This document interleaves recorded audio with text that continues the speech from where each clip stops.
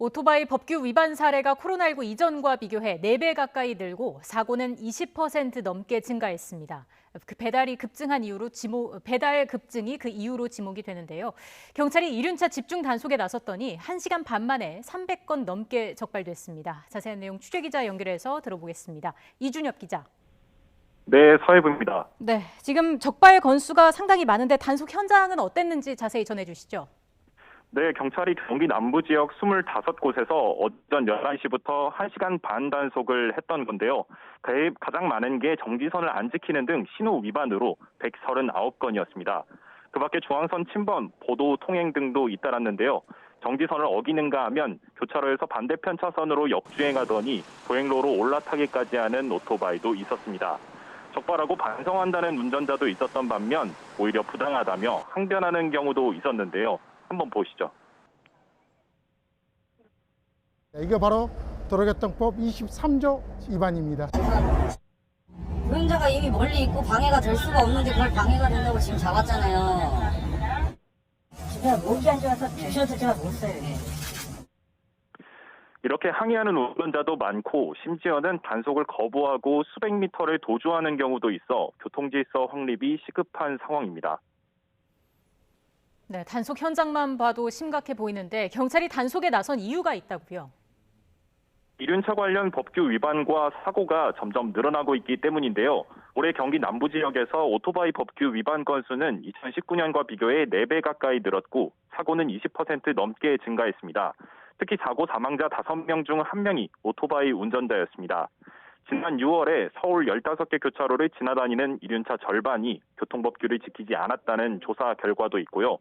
교통법규 위반이 난무하다 보니 지난해 매일 이륜차 교통사고가 58건씩 발생했고 사고로 76건이 죽거나 다쳤습니다. 네, 상당히 우려스럽습니다. 이렇게 이륜차 사고가 증가한 이유가 있다면서요. 네, 늘어나는 오토바이 법규 위반과 사고의 이유로 배달 문화 확산이 주목되는데요. 월 평균 배달의 미용액이 최근 2년 동안 140% 급증했고 음식 배달 거래액은 지난해 20조 1,005억 원에 이릅니다. 배달이 늘어나니 배달 기사들이 많이 타는 오토바이 사고도 덩달아 늘어난 건데요. 서울 이륜차 교통사고 사망자 셋 중 하나는 배달 종사자라는 조사 결과도 있습니다.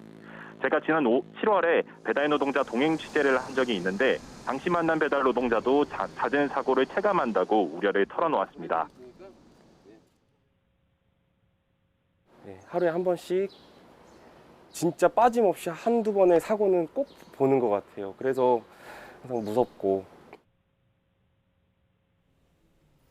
네, 배달 오토바이가 늘면서 사고가 늘었다는 건데 근데 법규를 지키면서 운영하면 되는 거 아니겠습니까?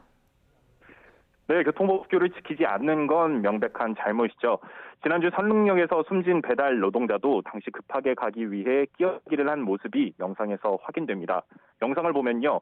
블랙박스를 찍은 차량 쪽에서도 신호대기를 할 때 배달 오토바이 5대가 정지선을 어기고 횡단보도 위에 정차한 모습을 볼 수 있습니다. 이처럼 배달 오토바이들의 법규 위반이 많아서 이들에 대한 부정적인 인식이 적지 않은데요. 그런데도 지난주 선릉역에 추모 발길이 끊이지 않았던 이유는 배달 노동자가 속도 경쟁에 내몰리는 현실을 결코 무시할 수 없기 때문입니다.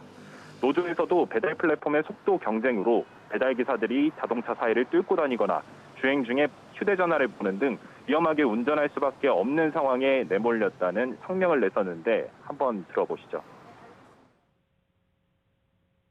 그리고 이 배달 노동자의 죽음이 기업 간의 경쟁으로 인한 희생은 아닌가. 그리고 이 라이더의 죽음이 우리의 일과도 별반 다르지 않다라고 하는. 실제로 배달 노동자 노조에서 지난 6월 실험을 했는데요. 교통법규를 모두 지키며 운행했더니 배달 소요 시간이 25% 늘어서 최저임금에 못 미치는 시급이 나오기도 했습니다. 배달 노동자들은 이 때문에 단속만으로는 안전 운행 확립에 한계가 있고 소득을 보전하는 정책이 뒷받침돼야 한다고 항변합니다.